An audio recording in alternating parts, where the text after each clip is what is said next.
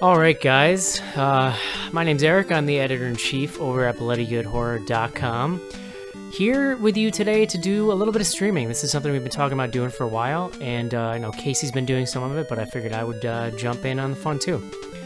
So I'm not entirely sure what I plan to do with these things, but I thought one good thing... Okay, that's a fried shrimp just kind of floating by. I thought one good thing would be to sort of revisit these weird...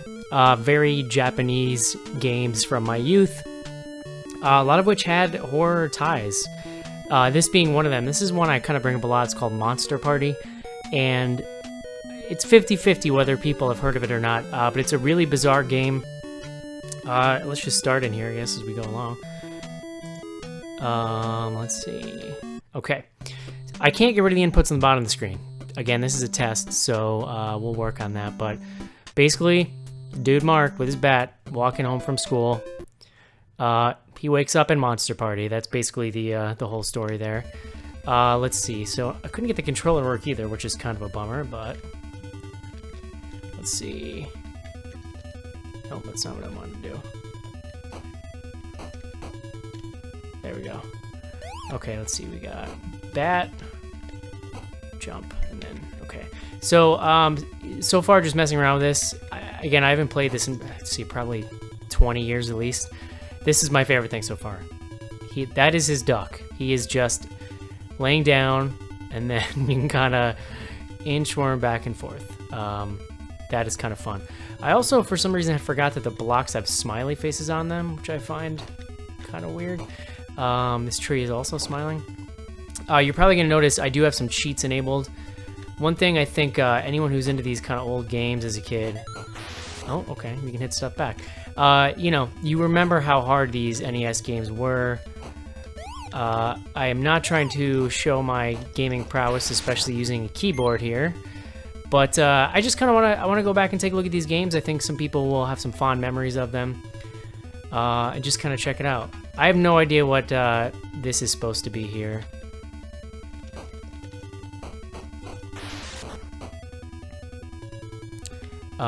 And so basically you kill dudes, you go around, and then you go to these little smiley faces and you fight bosses. This one, kind of your little Shop of Horrors type boss. Most of them are sort of movie references. This guy's kind of easy. You just hit stuff back at him. I kind of had forgotten this, but after a few minutes, came back to me. It is... They throw you in pretty quick. I seem to remember... Damn it. I'm gonna have to figure out how to get my gamepad working with these. Because playing a keyboard is not ideal with this stuff, but there we go. As you can see, most NES bosses, it's pretty easy to cheese this guy. Son of a bitch. But the reason why you'll see something cool, we get a little power up when we beat him, and that is kind of the thing you're angling after in this game. Come on. This game is impossible. Part of the reason why I have cheats turned on, I never ever beat this as a kid. Not once. You know, maybe with a game... Okay, so you get this question mark. Oh, and it did not give me the power-up. Wow, okay. So apparently that's possible. Alright, I guess we will wait to see that. Kill the legs sticking up out of the ground. No idea why they're there.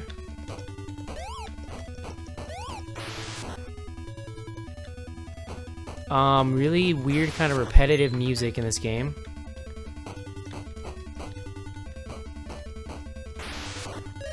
Oh, there we go, okay. So this is your other form in the game. You are a gargoyle, and he shoots shit. Really, in these levels, the best reason is just to fly over everything. Especially when I don't need to sort of... see, you got spikes down there. Especially when you don't need to farm energy. That's pretty much the thing you would want to do with this guy. And he's dead. I have no idea what just happened there. It's kind of making me wonder if there is a random element to some of these bosses. Okay, that sound means that you're about to lose the gargoyle here. That is a swastika.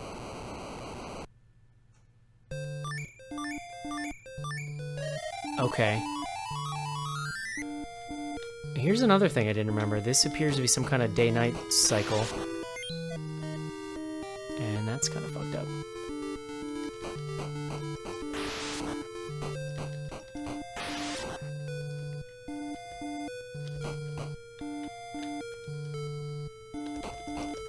Ah. Alright, I'm gonna guess this is a harder boss.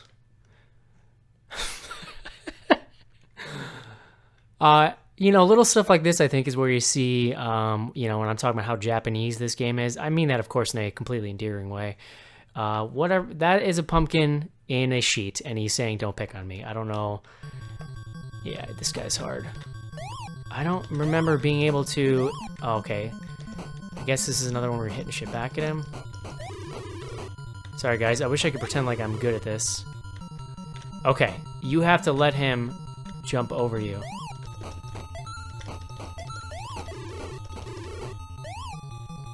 Yeah, I mean, I would have been dead already, so it's probably for the best.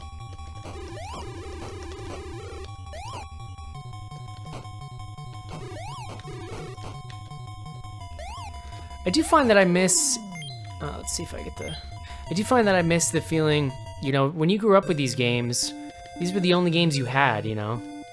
And a lot of times, what I've learned sort of in the last few years is that these developers didn't have a lot of money. You know, they were developing with real tiny teams, and they had to make a product that people would want to buy, or that, I guess, there was this feeling of you needed a certain time versus money investment. So, god damn it. So a lot of times what ended up happening with these games is, at the last minute they would go in and just make them harder, because they realized that... Empty, okay. They realized that, actually I want to go in there again. Maybe I can hit through the wall.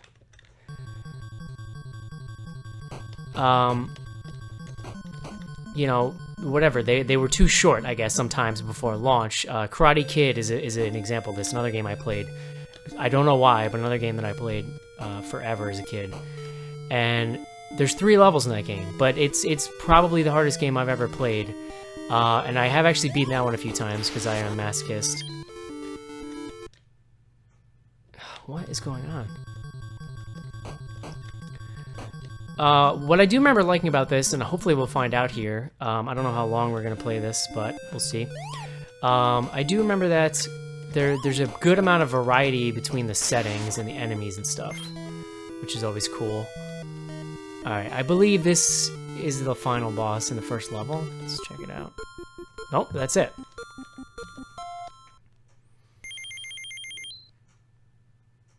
Great, that's helpful. I'm not sure,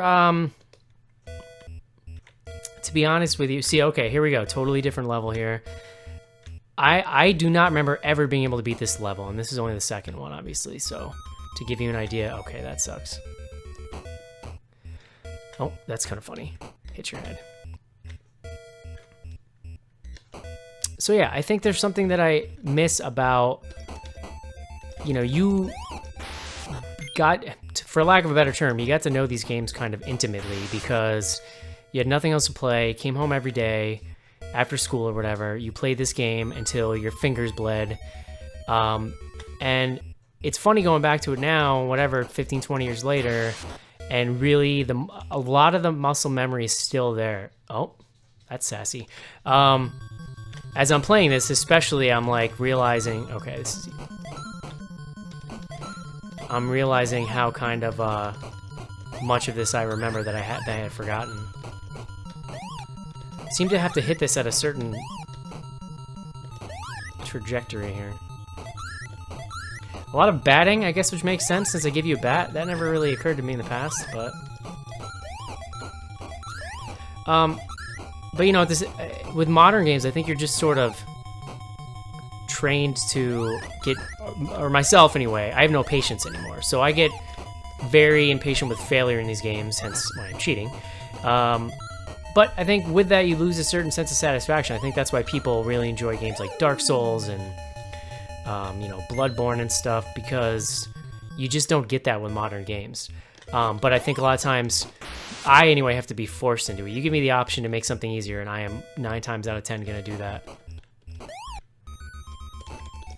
Oh, okay. I have not had much use for this whole situation right there.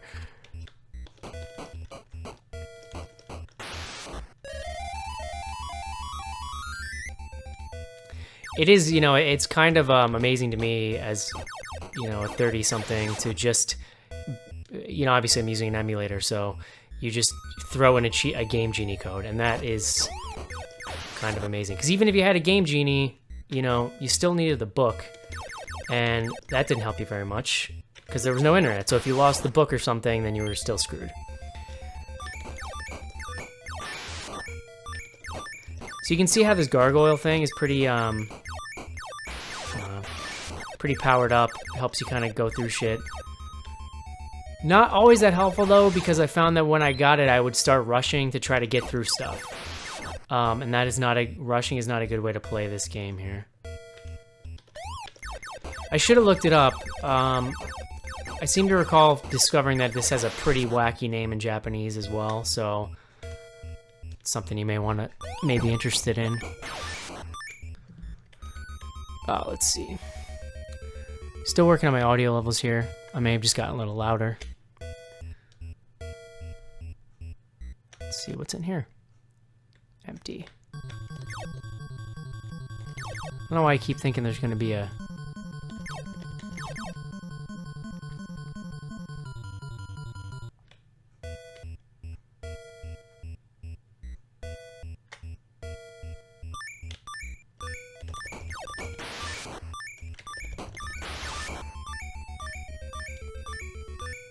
I wonder if it's gonna change, like, the world again. That was... Yep. Okay, it did not. So last time I changed back, it gave me that little kind of day-night cycle. I'm also wondering, if you miss a boss, are you even able to finish the level? That's another good question. Otherwise, I don't really see the point of the bosses, to be honest with you. But... shit.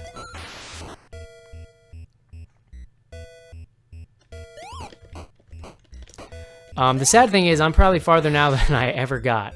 You don't get that many lives, you don't get much energy in the beginning. You can see it's getting a little repetitive.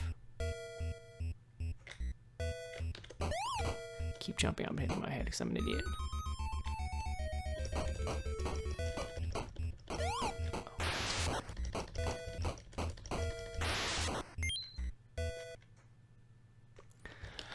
Okay.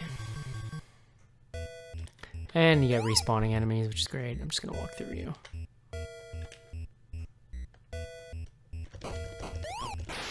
I always, one of the things I think about when I kind of come back to this game is it's just got a great color palette. You can see all the kind of great purples and greens. And I think you can see too, like as a young horror fan, why I would have been way into this game. Looks like a door over here we gotta go in.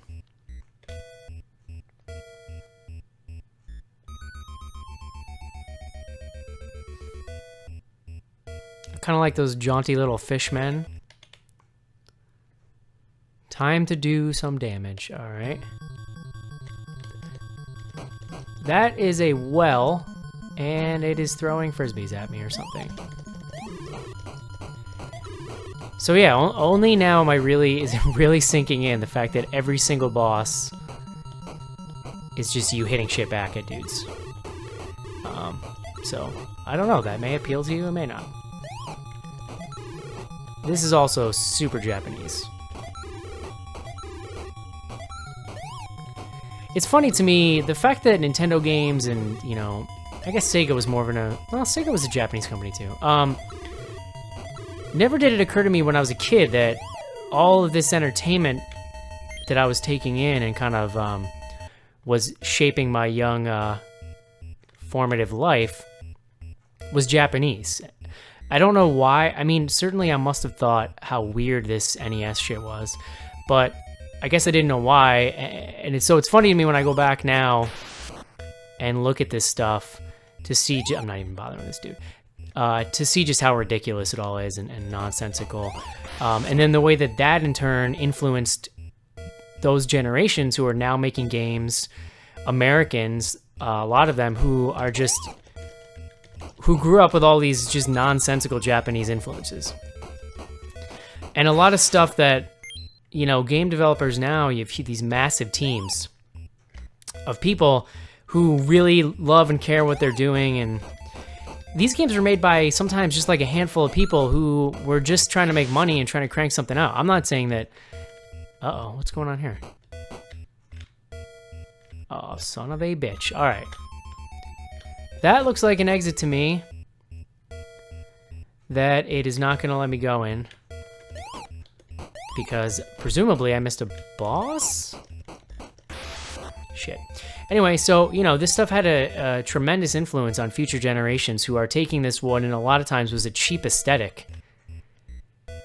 And that has now become like a form of high art, obviously, with kind of throwback 8-bit games and all that stuff.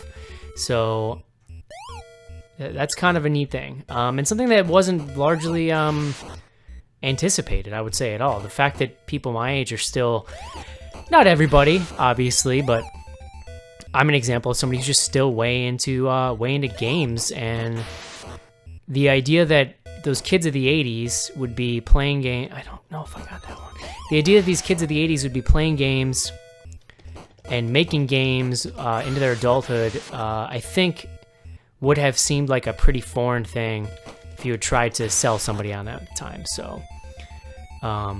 But I love this stuff, and I find that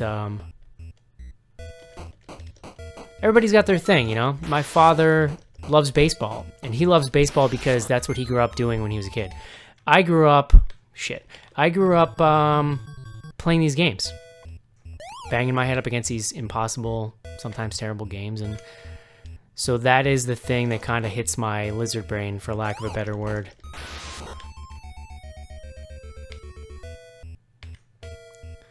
If I can't find this door here, we'll probably bring this to a close. Maybe we can try to save state the game and come back to it later when I don't want to punch it in the face, but this is another great example, I guess, of how frustrating NES games were. Yeah, just hitting you with my bat.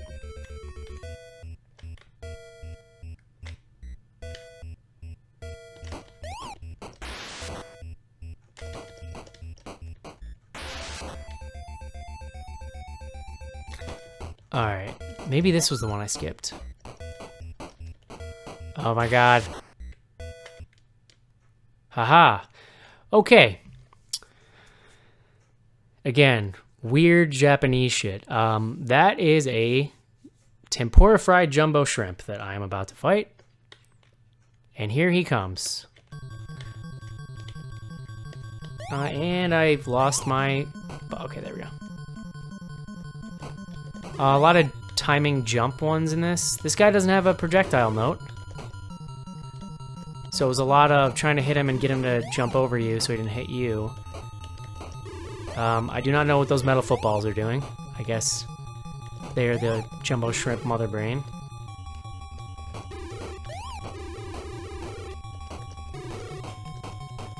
I'm actually really glad we got to this, because look at that thing.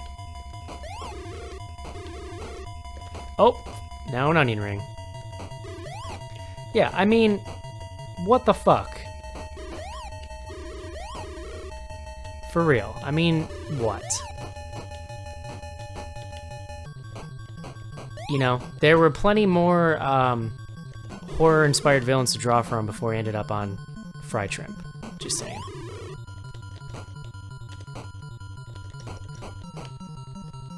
Come on, you fuck.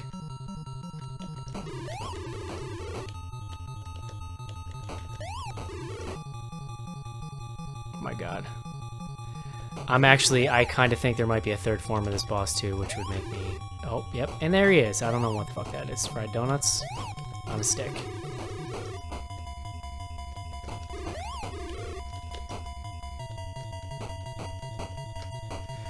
Whew, okay.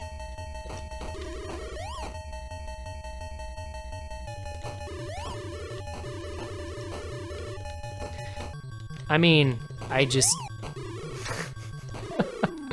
Yeah. All right. We've come this far, folks. Let's try to see if we can... Fuck you. Let's try to see if we can check out the third level. If I can remember how the fuck to get there. Okay. So, well, I guess I can't say yet, but it appears I was right at least somewhat about the fact that you had to beat all these bosses to get to the end.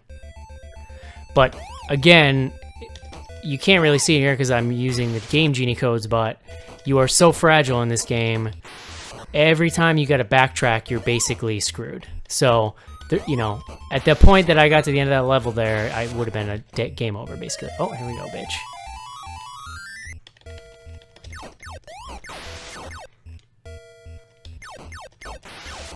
See, again, when you get this guy, the urge is just to kind of go berserker, but that's not always the prudent thing to do.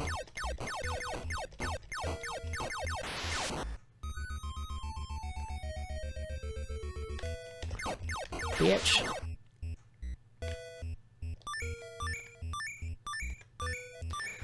Man, this is tedious. All right. It's no surprise that, you know, you ever talk to a kid today about these games, or someone who's younger who goes back and plays this stuff, and a lot of times it's just total bewilderment, and I get that. Doesn't make it less important, you know, as far as like the saving for posterity's sake, which is part of the reason why I'm trying to do this. And I'll hopefully try to keep it geared towards horror fans, and I'm gonna play some modern stuff. You know, oh my god. Okay, well, I'm done. Anyway, that was Monster Party and the Giant Fried Shrimp. Again, my name's Eric, the editor-in-chief, bloodygoodhorror.com. Check out our podcast in the iTunes store if you haven't seen it. And if you're already listening, thank you. So, yep, that's it, guys. This is Monster Party, and this is Eric from Bloody Good Horror signing off.